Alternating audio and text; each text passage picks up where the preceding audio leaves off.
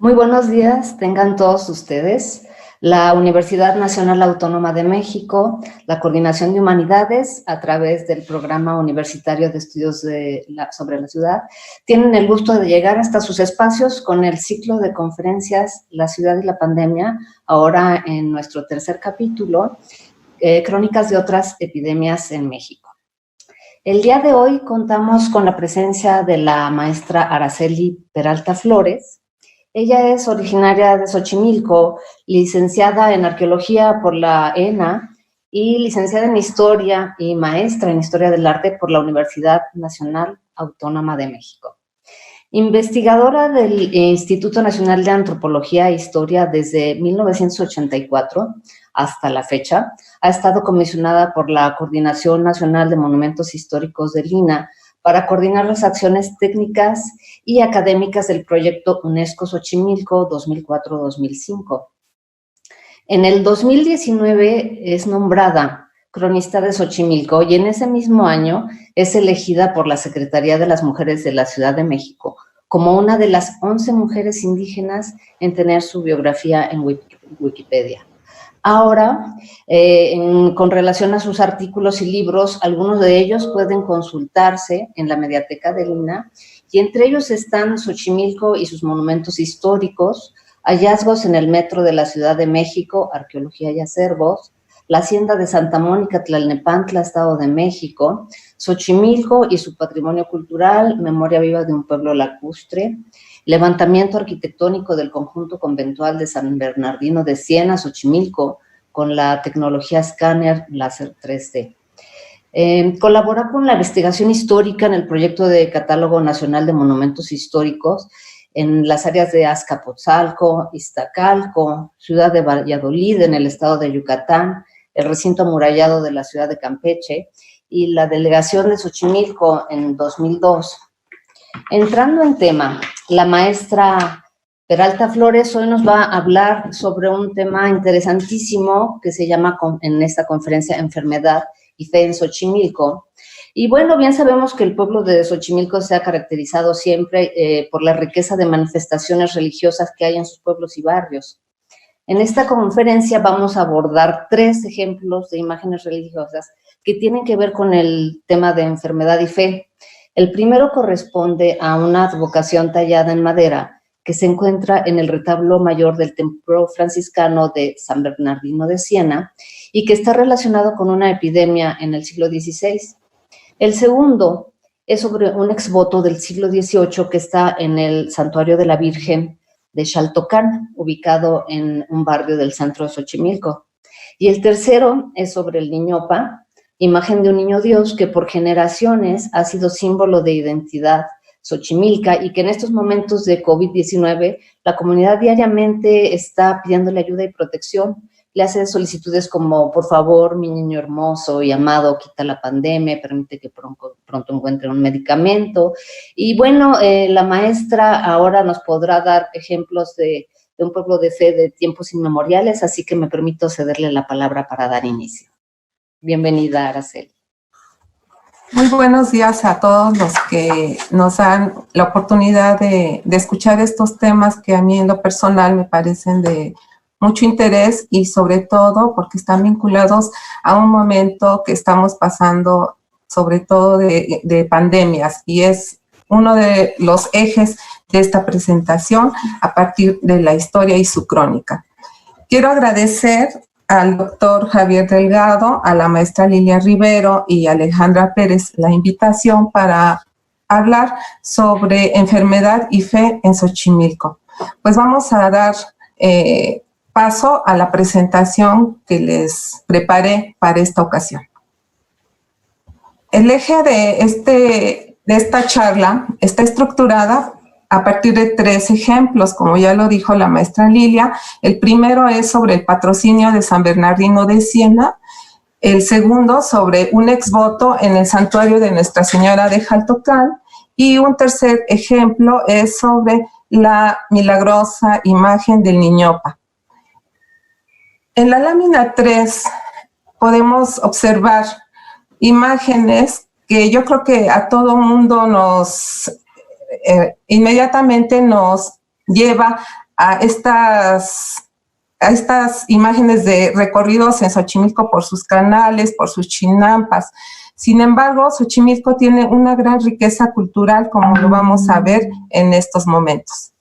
En la lámina 4, señalo que vamos a empezar con el patrocinio de San Bernardino de Siena, que es un alto relieve en madera que se encuentra en el retablo mayor del templo. ¿Y qué entendemos por patrocinio? Bueno, el patrocinio es la protección que da un santo a su pueblo y a su templo. En la lámina 5 podemos observar una aerofoto de los años de 1930. A mí me gusta muchísimo porque nos presenta del lado izquierdo lo que es el islote de Xochimilco, que de hecho es lo que corresponde hoy en día a su centro. Alrededor de este islote podemos observar toda esta compleja red de canales y chinampas que se construyeron desde la época del posclásico y que a la fecha pues todavía Xochimilco los conserva, solo que ahora muy urbanizado. Este islote tiene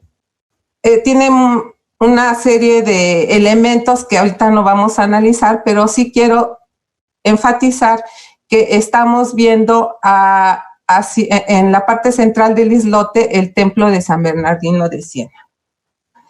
En la lámina 6 tenemos una tabla en donde pues resulta que Xochimilco fue afectado por las pestes. Cuando llegan los españoles, la población se contagia de virus que ellos pues definitivamente no conocían. Los virus que había en época prehispánica eran totalmente diferentes, pero con el contacto la población se infecta. Entonces, las pestes, como podemos ver en esta tabla, fueron diferentes. Empezó con una viruela, después hubo sarampión, el cocolistli o matlazáhuatl siguió, y posteriormente hubo tifus, y al final del siglo XVI, epidemia mixta, en donde hubo sarampión, paperas, tifus. Aquí lo que a mí me interesa resaltar es sobre el cocolistli, porque fue la peste que afectó a la población de Xochimilco, particularmente en el año de 1576, porque murieron miles de indios. Y además, esta epidemia se dice que fue más letal que la espada española. Por cierto, ¿alguna vez ustedes han de haber escuchado la frase que dice "me fue del cocol"? Yo la escuchaba cuando era niña y creo que incluso se ha ido perdiendo, pero esa frase "me fue del cocol" tiene su origen en la palabra cocolistli. Por lo tanto, esa frase significa que le fue mal a esa persona, ¿no? Y en el lado derecho de esta imagen podemos ver una lámina del Códice Florentino donde se muestran a los indios que han fallecido por estas pestes. En la lámina 7, pues nos ejemplifica un aspecto muy interesante de cómo la peste del cocolistli tuvo que ver con la elección del santo patrono del templo de Xochimilco. Para ello, ustedes pueden incluso consultar la historia eclesiástica indiana de Jerónimo de Mendieta, que fue guardián del convento. Y él en ese libro dice que convocó a la población de Xochimilco para ver a qué santo tenían que encomendarse por la peste del cocolistli. Y con la promesa incluso de hacerle un altar a ese santo si quitaba la enfermedad. Echó suertes con los nombres de muchos santos principales para saber a cuál tenían que encomendarse. Es así como salió agraciado el apóstol Santiago Matamoros. Mendieta dice que aunque aflojó la pestilencia, no dejaba de morir gente. Al año siguiente llegó la fiesta de San Sebastián Mártir, decidieron tomarlo como segundo abogado contra la peste, pero esta tampoco disminuyó. Se echó suertes una vez más y salió agraciado San Bernardino de Siena, a quien le suplicaron que protegiera a los xochimilcas, que era invocado por los franciscanos cuando había pestes. En la lámina 8 podemos observar del lado izquierdo el retablo que está dedicado a San Sebastián Mártir. Este santo particularmente era invocado por los franciscanos cuando había pestes. De hecho, si ustedes van al templo, pueden observar del lado izquierdo que se encuentra este retablo y una magnífica talla de este santo, San Sebastián.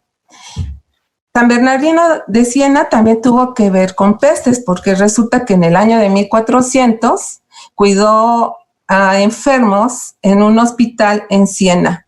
Es por eso que no es casual que los franciscanos los hayan de alguna manera favorecido en esas suertes para quitar la peste en Xochimilco. En la lámina 9 podemos observar la fachada principal del templo de San Bernardino y del lado derecho podemos ver su fachada norte.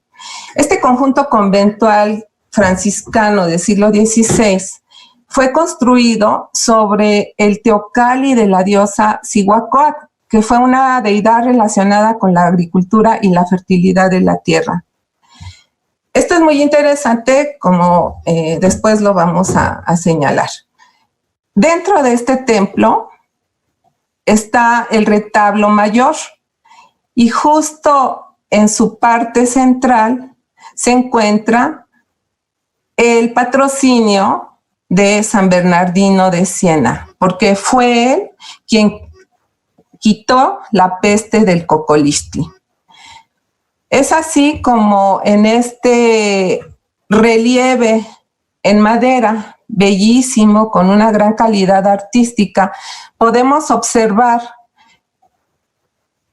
la escena que está compuesta por la imagen de San Bernardino de Siena sobre su peana. A los lados están dos grupos, uno formado por hombres y otro por mujeres, y estos son protegidos por el manto de San Bernardino. Quiero aquí destacar que hace ya algunos años, esto se lo mostré al maestro Jorge Alberto Manrique, y él me hizo la observación de que el personaje que está viendo de frente, el personaje varón que ustedes pueden ver y que muestra barba incluso, corresponde al autor, al escultor de esta obra. Es un autorretrato. En la lámina 11 vemos unos detalles de estos dos grupos, tanto de los hombres como de las mujeres. Hay algunas interpretaciones que señalan que podría tratarse de la familia de Martín Cerón de Alvarado, que fue el señor de la parcialidad de Tepetenchi. Sin embargo, yo diría que todo apunta a que más bien corresponde a la representación de los tres caciques que tuvo Xochimilco. En primer plano estaría Martín Cerón de Alvarado, que su nombre en náhuatl fue Apoxquillahuatzin, y que además fue el principal benefactor del templo de San Bernardino. Detrás de él se encuentran los otros caciques que fueron Joaquín de Santa María, señor de Tecpan, y Francisco de Guzmán, señor de Olaca. Del lado derecho vemos en primer plano a una mujer indígena arrodillada, viendo hacia San Bernardino, y ella seguramente debe ser doña Francisca de Guzmán, quien fue esposa de Martín Cerón de Alvarado y también fue hija del cacique Francisco de Guzmán. O sea que en realidad todo quedó en familia, hubo muchas alianzas entre los caciques y es muy probable que ellos sean los que se encuentran ahí en ese patrocinio protegidos por San Bernardino de Siena. ¿Por qué digo que son los indígenas? Porque si vemos en las láminas del Códice Osuna, ahí están elementos como la vestimenta que portan, en este caso, los hombres, que es la tilma, que es la misma que porta el personaje que está en primer plano, que podría corresponder a Martín Cerón, ¿no? Que esa es su tilma. Y en el caso de las mujeres, como vemos también en una de las láminas del Códice Osuna, pues ahí está la mujer con su huipil, mismo que también porta doña Francisca de Guzmán del grupo de mujeres. En la lámina 12 tenemos el Códice Coscatzin, que es del año de 1572. Es muy interesante este códice porque tiene elementos de carácter genealógico, geográfico, histórico. Y bueno, entre sus elementos podemos ver la representación de los 3 caciques de Xochimilco, mismos que están representados en el patrocinio de San Bernardino de Siena. Los 3 caciques que están en este códice, junto con su descendencia, están relacionados con Moctezuma, o sea que de alguna u otra forma emparentaban. En la lámina 13 vemos imágenes de las excavaciones que se han hecho en el centro de Xochimilco por diferentes arqueólogos de la Dirección de Salvamento Arqueológico. Y quiero señalar que en realidad hasta ahorita no se han encontrado, hasta donde yo sé, pues entierros que tengan que ver con los que murieron por la peste del Cocolistli en Xochimilco. Sin embargo, sí quiero destacar que el análisis de estos entierros por parte de los antropólogos físicos señalan que la población moría por una deficiente alimentación y por enfermedades virales, que es algo que va muy de la mano, sobre todo el aspecto de la deficiente alimentación, va de la mano con estas peticiones desde época prehispánica hasta el día de hoy en Xochimilco para que llueva y la tierra se fertilice. Y esto se ve en diferentes manifestaciones religiosas con las diferentes imágenes que se tienen en Xochimilco. Entre paréntesis, quiero señalar que en la Coordinación Nacional de Monumentos Históricos llevamos a cabo un levantamiento arquitectónico con escáner láser del Templo de San Bernardino de Siena. Y este trabajo ustedes lo pueden consultar en internet. Es un trabajo donde van a encontrar más información sobre San Bernardino de Siena. En la lámina 15, pues ya pasamos a lo que es el exvoto que se encuentra en el santuario de Nuestra Virgen de Jaltocán. En la 16 podemos observar una fotografía antigua de este templo que fue construido entre el siglo XVII y XVIII. Aquí es donde se encuentra ese exvoto. En la 17 podemos observar ya la escena propia de este exvoto, que es de gran formato y que se encuentra en la sacristía del templo. Yo creo que muchos no la han de conocer porque se encuentra en un lugar más cerrado, que no está a la vista de los devotos que van a ver a la Virgen de Jaltocán, pero si tienen oportunidad, entren ahí a la sacristía para que lo puedan ver y disfrutar, porque es de gran calidad artística, estética. Pero bueno, a lo que voy es que este exvoto, que como señalé es del siglo XVIII, representa a un hombre muy enfermo, como lo podemos ver del lado izquierdo está postrado en su cama junto a un religioso de alto rango, y en la parte superior pues se encuentra la Virgen, que es la que le hace el milagro de curarlo. Abajo de la escena donde están todos estos personajes, que por cierto todos portan ropa fina, elegante, lo que nos hace ver que se trata de gente adinerada. Bueno, hay glosas que son textos en español antiguo, y estas glosas lo que dicen es que el 29 de junio de 1751 enfermó gravemente don Juan Trujillo, vecino y del comercio de esta Ciudad de México, y hallándose sin esperanza alguna de vida en lo humano, ocurrió al amparo de Nuestra Señora de los Dolores de Jaltocán, y por su intercesión se restituyó a perfecta sanidad, en cuya memoria dedica Su Majestad este retrato. Entonces, como verán, este hombre acaudalado, comerciante de la Ciudad de México, por algún motivo llegó a Xochimilco y conoció a la imagen de la Virgen. Y es por eso, cuando enferma gravemente, le pide a ella que lo sane.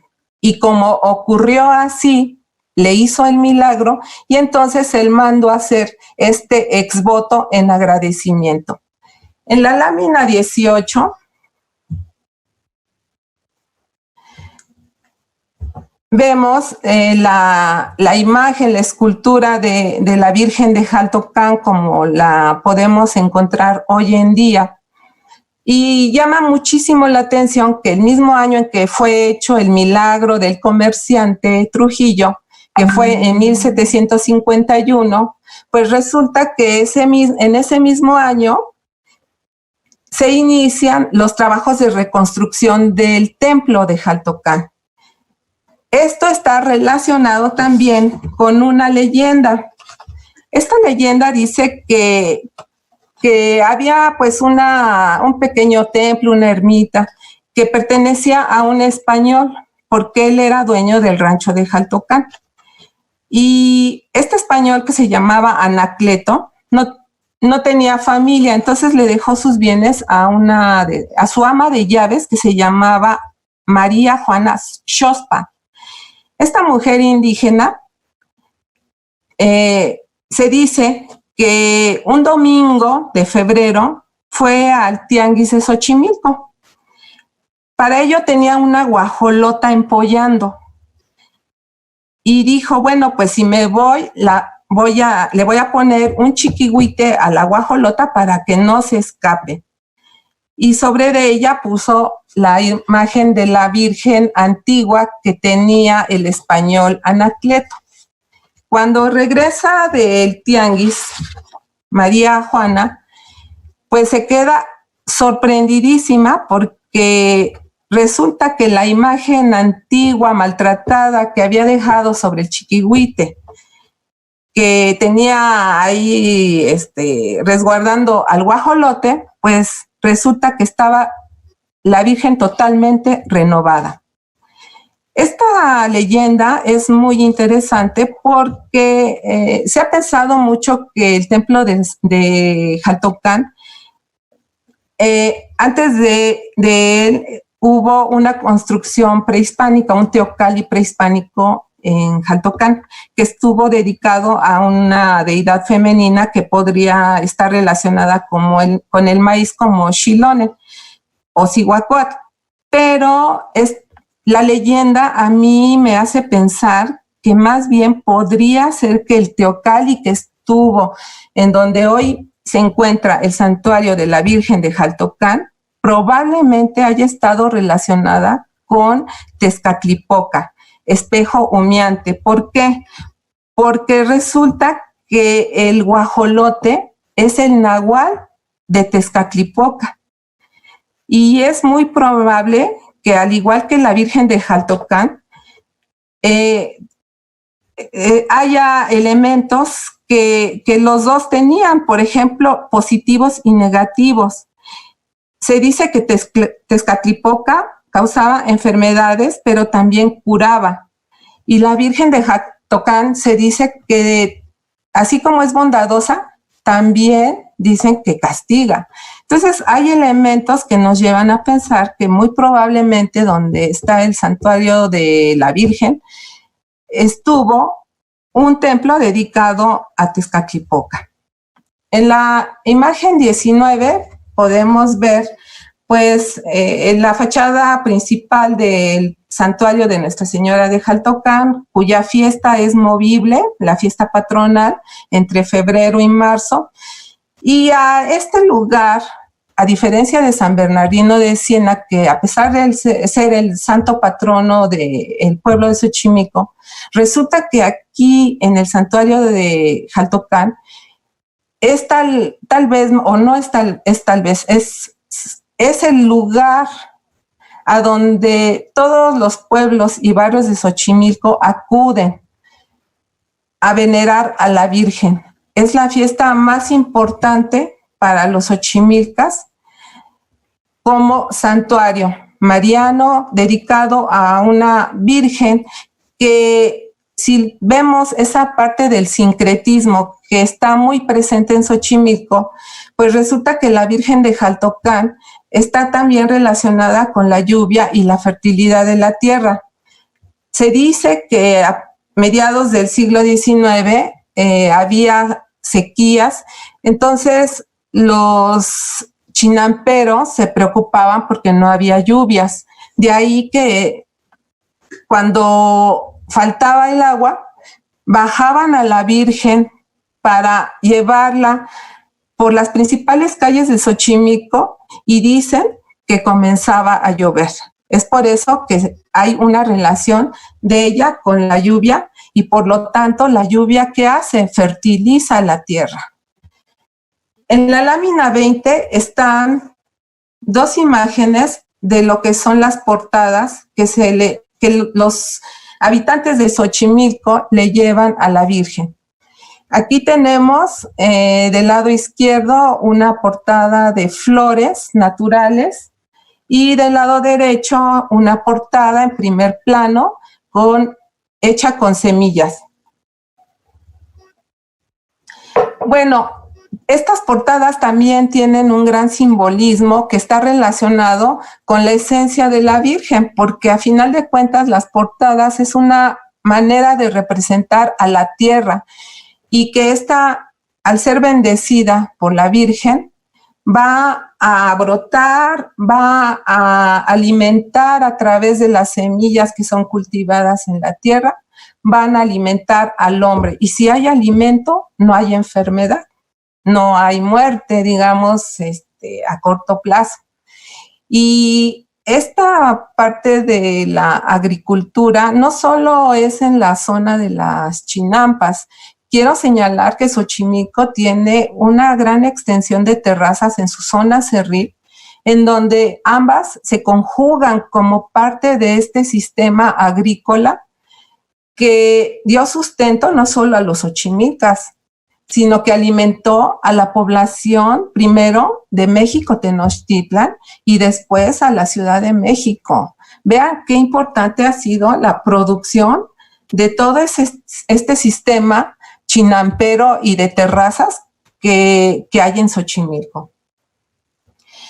En la lámina 21 vemos un plano que elaboró el arquitecto Apolo Ibarra y el geógrafo Sergio Carrasco, que fueron parte de mi equipo con el que se hizo el levantamiento arquitectónico de San Bernardino de Siena.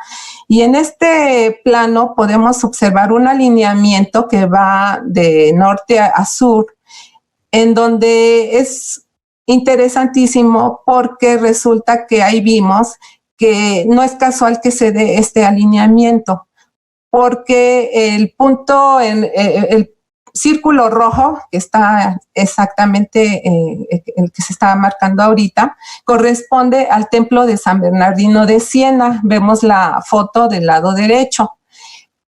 Después, bajando sobre ese alineamiento, está el templo de Nuestra Señora de Jaltocán. Y ya en la parte más baja, hacia el sur, resulta que el alineamiento da con el basamento prehispánico que se conoce como el Mirador, que está en el pueblo de San Lucas, Xochimanca. No es casual el alineamiento porque pensemos que esos tres corresponden a la ubicación donde hubo teocalis prehispánicos. San Bernardino, como les había dicho, ahí estuvo el teocalli a la diosa Cihuacóatl, que fue la más venerada por los xochimilcas y por otros pueblos chinamperos como Tláhuac, como Culhuacán. Entonces, ahí ese eje, ese alineamiento nos está indicando de la importancia que tuvieron estos teocalis y que si lo vemos dentro de una cartografía religiosa, nos está vinculando a través de este tipo de arquitectura religiosa prehispánica, vincula a la zona chinampera con la zona cerril.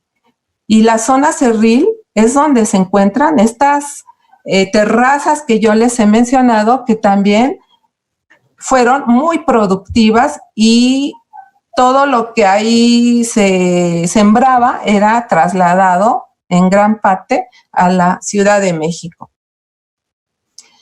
Pues vamos a pasar ya al tercer ejemplo, que es sobre el Niñopa. En la lámina 23 tenemos una fotografía de esta imagen muy milagrosa para los xochimilcas, en donde podemos ver que el rostro del niñito Dios en el año de 1956. El Niñopa es un símbolo de identidad xochimilca y se cree que perteneció al cacique Martín Cerón de Alvarado, que es el que está representado en el patrocinio de San Bernardino de Siena. De hecho, él se lo deja a través del testamento que existe en el Archivo General de la Nación, se lo deja a su hijo, que también tenía un nombre muy parecido al del papá, Martín Cerón de Alvarado. Digo que es muy probable que haya pertenecido a este cacique porque en el testamento no dice que es Niñopa, porque todavía ese nombre no existía en el siglo XVI, ni creo que tampoco en el XVII, ni en el XVIII. El término Niñopa yo creo que es más del siglo XIX. Pero yo creo que sí debe corresponder a ese niño Dios que se menciona en el testamento de Martín Cerón, porque dice que hay un niño Dios grande de 2/3, y haciendo la conversión con un compañero arquitecto, Leopoldo Rodríguez, pues resulta que las medidas corresponden a las medidas que tiene el Niñopa. Entonces, es probable que sí sea este niño Dios el que se menciona en el testamento de Martín. En la lámina 24 vemos una fotografía de mediados del siglo XX en donde una tía de Xochimilco, como así se les decía a las señoras mayores, porta la imagen del Niñopa y en el rostro podemos observar del niño que tiene el cabello un poquito, el copetito un poquito más largo, a diferencia de lo que hoy en día es nuestra imagen de el Niñopa. Vean que su rostro ya cambió, el cabello lo tiene más corto e incluso hasta los ojos se ven diferentes. Esto porque pues resulta que el Niñopa ha tenido diferentes intervenciones. Entró a Lina en 1995, pero antes de esa fecha fue restaurado por diferentes personas. Los tratamientos fueron diferentes, algunos acertados, otros bastante malos, que perjudicaron a la imagen. De manera que hoy en día, pues, él tiene una fisonomía distinta. En la lámina 25 podemos ver un plano del centro de Xochimilco en donde se encuentran con cruces en color café, marcado la ubicación de los barrios originarios de Xochimilco y están alrededor de San Bernardino de Siena, que es el que está en morado. Aquí también quiero señalarles que esta territorialidad religiosa está delimitada en buena parte también por lo que fue el islote de Xochimilco, como lo vimos en la fotografía de la aerofoto de 1930. Esta es la territorialidad del Niñopa, porque solamente aquí es donde él puede estar en su mayordomía. Sí puede salir a visitar casas a otras alcaldías, a otros pueblos, pero la mayordomía del Niñopa está circunscrita a esta área que corresponde al antiguo centro de Xochimilco desde épocas muy antiguas. Del lado derecho está una imagen con todas las capillas que tiene Xochimilco en su centro. La lámina 26 corresponde al día 2 de febrero en San Bernardino de Siena, que es un evento religioso de suma importancia para los que somos de Xochimilco. Aquí se fusiona el culto al niño Dios y al maíz, como bien lo señala el antropólogo Andrés Medina. Del lado derecho vemos a la abuela Amalia Rosas del barrio de San Cristóbal. Así como ella, yo recuerdo cuando era niña y joven, adolescente, que cada 2 de febrero muchas mujeres de Xochimilco, campesinas, llevaban sus canastas, como la abuela Amalia, a bendecir el día 2 de febrero. ¿Esto por qué? Porque es precisamente un poco lo que señalaba con las portadas de Jaltocán. Es que aquí San Bernardino bendiga las mazorcas para tener buenas cosechas, porque si hay buenas cosechas, hay vida. En la lámina 27 tenemos una imagen de un cambio de mayordomía del Niñopa, en donde, como ustedes pueden observar, se desborda la comunidad del pueblo de Xochimilco en torno al Niñopa y lo acompañan a su nueva casa con su nuevo mayordomo. Esta imagen es del 2015, cuando llega el Niñopa al barrio de San Esteban. La lámina 28 nos muestra dos imágenes de cuando el Niñopa llega a la Coordinación Nacional de Conservación del Patrimonio Cultural. Y sobre esto hay muchas anécdotas de sustancia en los talleres de escultura. Incluso la maestra Lilia Rivero, que ella fue coordinadora nacional de este lugar, debe saber de muchísimas anécdotas y mucho más cosas de lo que ha sucedido con el Niñopa durante su estancia en este lugar. No voy a abordar muchos detalles porque no nos da tiempo, pero sí quiero señalar que la primera restauradora que vio al Niñopa en los talleres de Lina fue Alicia Islas.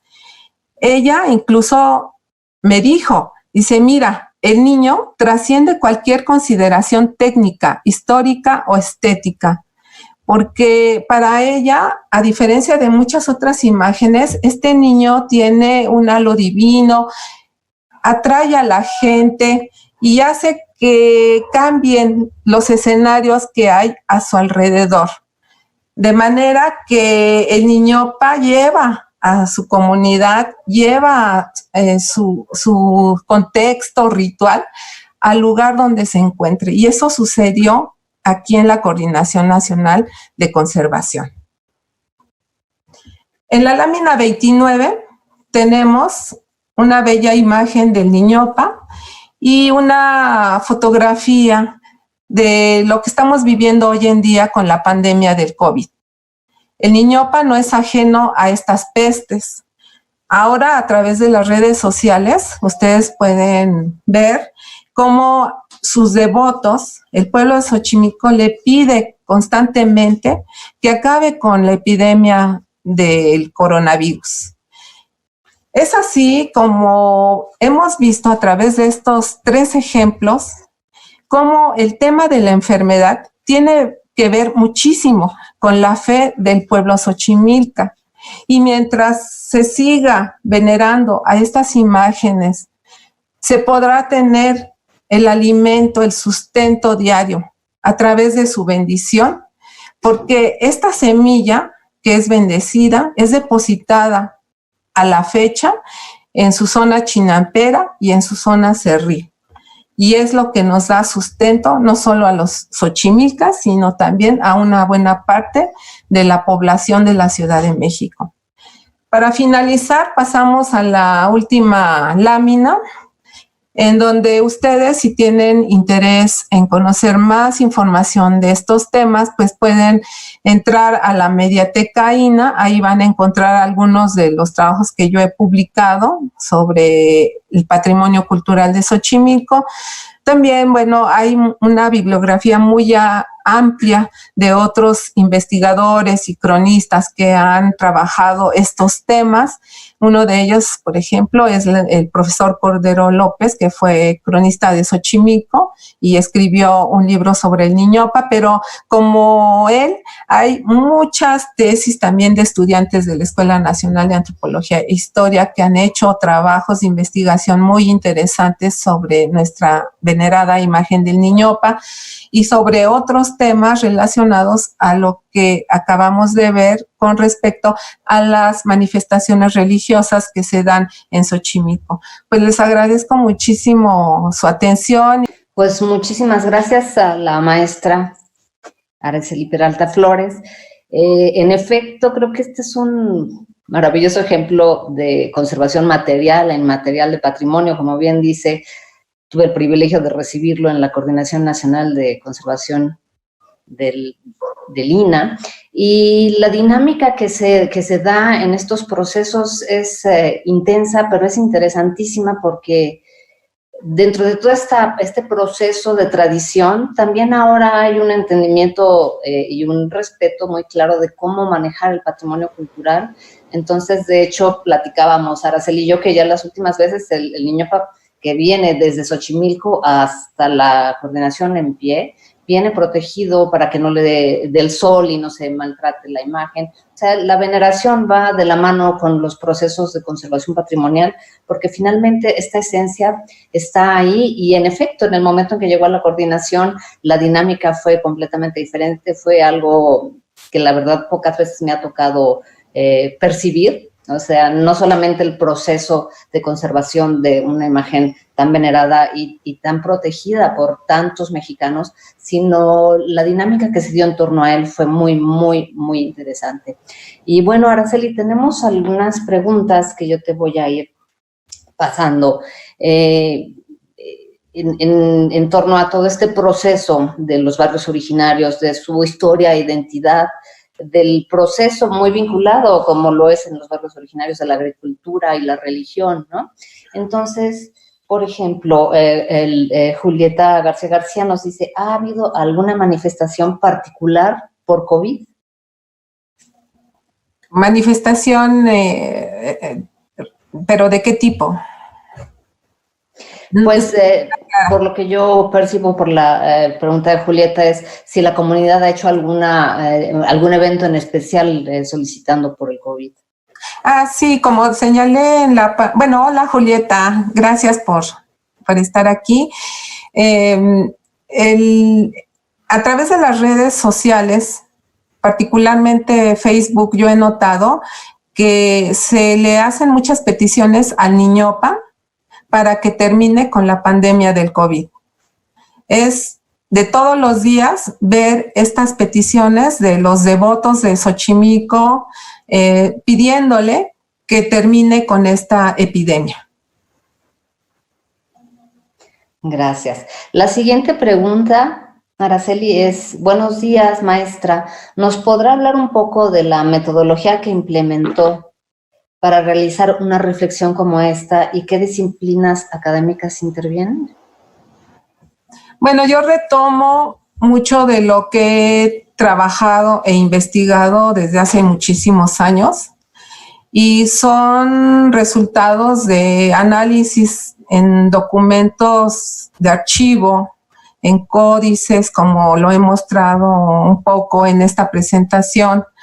En el caso particular del levantamiento arquitectónico, pues realmente fue un trabajo de equipo en donde estuvieron especialistas, arquitectos que me apoyaron del área de informática de la Coordinación Nacional de Monumentos Históricos. Estuvo Ángel Mora, que es el encargado de esa área y que tuvimos un gran apoyo de él para poder realizarlo. Pues mi subdirectora, que es Julieta García, que también nos apoyó muchísimo para lograr estos resultados que a mí en lo personal me encantaron, porque nos dieron datos a partir de una metodología en donde se sumó la investigación histórica con la tecnología de punta, en donde pudimos confirmar, porque yo no creo que esté diciendo algo que yo descubrí, esto de los alineamientos, por ejemplo, que tiene el templo de San Bernardino de Siena hacia los volcanes, o el templo de Jaltocán, que tiene un alineamiento también hacia el Popocatépetl. El de San Bernardino tiene un alineamiento hacia el Ixtaccíhuatl. Jaltocán, como decía, también tiene ese alineamiento, o lo que acabamos de ver de los 3 teocalis alineados de norte a sur, pues es resultado también de utilizar programas que los jóvenes que me ayudaron, arquitectos, geógrafos, pues logramos estos resultados, ¿no? Entonces eso es una suma de trabajo de campo, de trabajo de archivo, de trabajo en gabinete, en donde pues a todo esto es como he logrado pues presentar muchos de mis trabajos. Muy bien. Tenemos una más, maestra. Fabiola Mora nos dice, desde tu opinión, ¿por qué la población no acepta quedarse en casa? Felicidades y gracias por esta interesante conferencia. Pues gracias, Fabiola. Yo creo que en el caso de Xochimilco, pues son varios los factores. En primer lugar, Xochimilco es un pueblo que le gusta recorrer sus calles, le gusta vivir dentro de su territorio, así como el Niñopa, que no le gusta estar encerrado, ¿no? A él le gusta salir, caminar con sus devotos. Yo creo que el Xochimilco está también muy vinculado a su entorno natural. Yo noto que muchos de mis conocidos, ahorita en este momento del COVID en que no se debe de salir, pero hay quienes van a la Chinampa. En la Chinampa pues prácticamente no hay gente, ¿no? O se van a la zona cerril a disfrutar también de estos bellos paisajes. Y claro, no hay tanto problema que se contaminen, pero también es un riesgo, porque debemos, creo que, pues, quedarnos en casa. Pero el Xochimilco es mucho de salir, de convivir, de establecer una comunicación con los otros para, de alguna manera, pues reforzar, ¿no? Reforzar esa parte de identidad que hay entre los xochimilcas, pero también yo creo que hay otra parte en donde hay irresponsabilidad. Porque esto es una situación que tal vez para muchos sea muy difícil de manejar, pero sí hay mucha irresponsabilidad, porque he notado también que hay gente que no cree que existe el COVID, ¿no? Entonces salen y sin protección.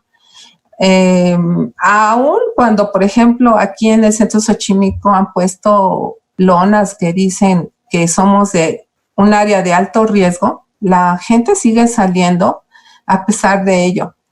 Entonces, yo creo que los factores son muchos, pero sí tiene que ver en buena parte por nuestro contexto cultural y territorial, que somos de mucho estar fuera.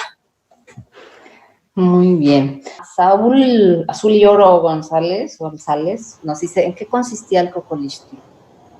Bueno, el Cocolixtli era una enfermedad, fue una epidemia que está relacionada con una bacteria que, según los estudios más recientes, dicen que corresponde a era una bacteria conocida como salmonela. Es lo que, de acuerdo con los estudios más recientes, se dice. Porque ha habido todavía como mucha, pues no se sabe a ciencia cierta qué era exactamente el Cocolixtli, pero todo apunta, de acuerdo con los estudios que incluso se hicieron en Alemania, que corresponde a esta bacteria. Y en este sentido, hay un testimonio del doctor Francisco Hernández, cronista de la época novohispana, que dice que las pestes eran fiebres contagiosas y letales. La lengua se ponía seca y negra, tenían sed intensa y la orina era de color verde, oscuro o negro. De eso morían los indígenas en el siglo XVI. Muchas gracias. Y una última pregunta que tengo aquí sería, maestra, ¿ustedes utilizan en su proceso de investigación el trabajo de campo con las comunidades originarias del lugar? Y de ser así, ¿cómo se puede recopilar esta información? Bueno, sí, yo he trabajado mucho en campo, he recorrido mucho el territorio de la alcaldía de Xochimilco, en su zona chinampera, en su zona cerril y de montaña. Y te puedo decir que Xochimilco son muchos Xochimilcos. Y estos Xochimilcos siempre me han sorprendido porque, a pesar de que yo soy originaria y tengo toda mi vida aquí, me sigue sorprendiendo Xochimilco a través de sus manifestaciones religiosas y culturales. Y mucho de esto lo he ido conociendo a través de mis informantes. Yo trabajo a partir, como decía, de la suma de la investigación de gabinete, trabajo en diferentes acervos documentales, pero también hoy en día me he interesado mucho por el trabajo en campo y sobre todo por esta información que me dan las personas originarias de pueblos y barrios. El poder caminar con ellos por lugares que uno cotidianamente ve, pero ya cuando te detienes a reconocer ese espacio y escuchar las historias, las leyendas que hay sobre esos lugares, es muy sorprendente. Así es como me he enterado de leyendas sobre el Nahual, sobre la Llorona, sobre el Charro Negro, sobre la Sirena, que está relacionada con los manantiales. Fíjense, de esto de las epidemias en el siglo XVI, resulta que también hubo personajes de leyenda que aparecieron porque se asociaba la peste con castigos divinos. Estos castigos eran porque no se confesaban, porque no querían creer realmente en las imágenes cristianas. Ellos seguían todavía con sus deidades prehispánicas.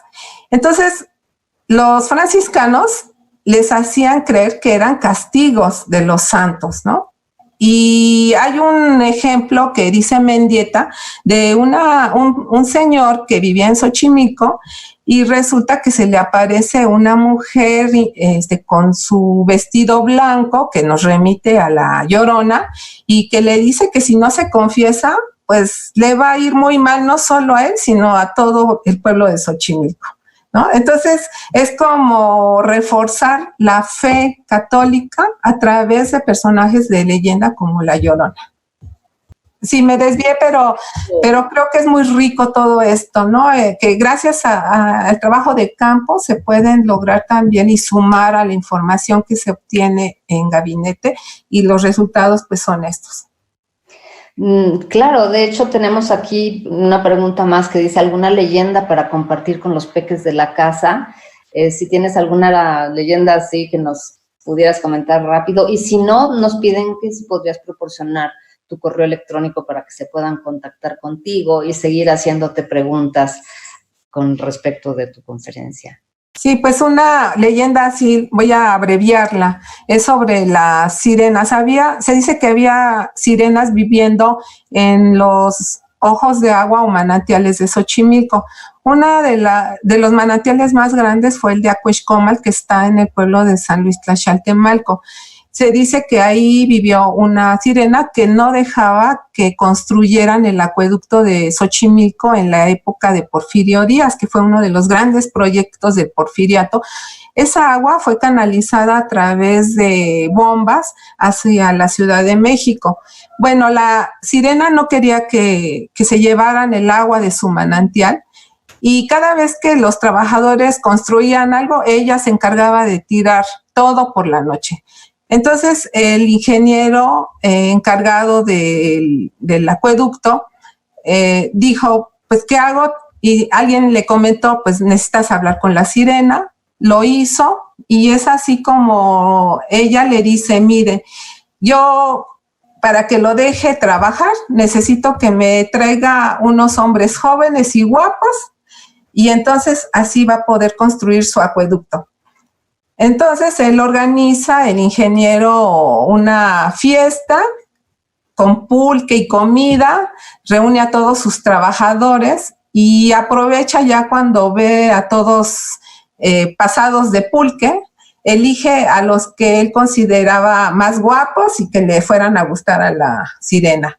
Con engaño se los lleva al manantial, y ahí ella pues se los lleva, se ahogan, y fue la ofrenda a la sirena.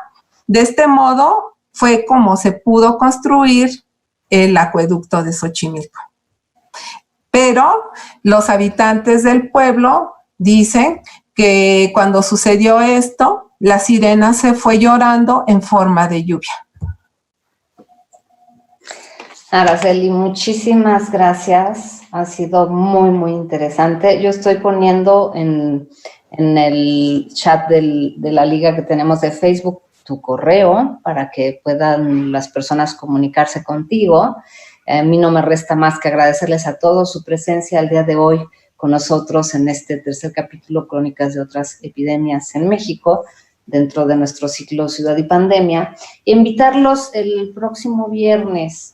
El viernes 29 de mayo va a estar el maestro Ricardo Higuelín Ponce de León de la Universidad de Indiana con el tema Salud y enfermedad durante las primeras epidemias en México, una revisión desde la bioarqueología. Va a estar muy interesante, todo va a irse ligando con lo que han ido comentando nuestros anteriores conferencistas. Hasta que cerremos el ciclo, ustedes van a ver qué interesante va a ser la dinámica.